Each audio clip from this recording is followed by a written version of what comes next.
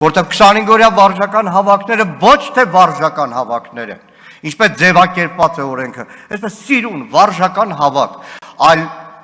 10 օր հետո 15 օր մարտական հերթապահության հավաքներ են, որովհետև վարժական հավաքները Հայաստանում ի սկզբանե նաև աղճատվեցին,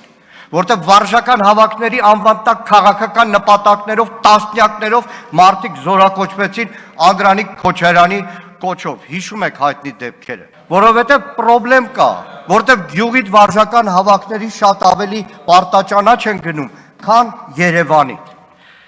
Եվ անկեղծ լինենք, լավորի չի, որ այս վարժական հավաքները կան, դրա համար միշտ քննարկումների սրտացավ մասնակցում ենք, որտեղ հասկանում ենք, որ մարտական հերթապահության պրոբլեմ կա, որտեղ հասկանում ենք, որ մարտական հերթապահության առաջվա 15 օրվա փոխարեն այսօր 2-3 ամիս զինվորը կանգնում է մարտական հենակետում, որ ինքնին բազմաթիվ պրոբլեմներ են, եւ թող չհոխորտան, որ պայմանագրային զինծառայողներով մեր զինված ուժերը լցված են, ոչ,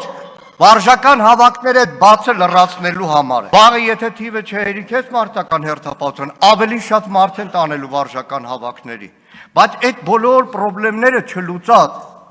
տեսեք, տաքսիստը, որը գնում է վարժական հավաքի, ստանում է այդ 180,000 դրամը, չէ՞ որ իր ստացած այդ շահույթից շատ ավելի քիչ է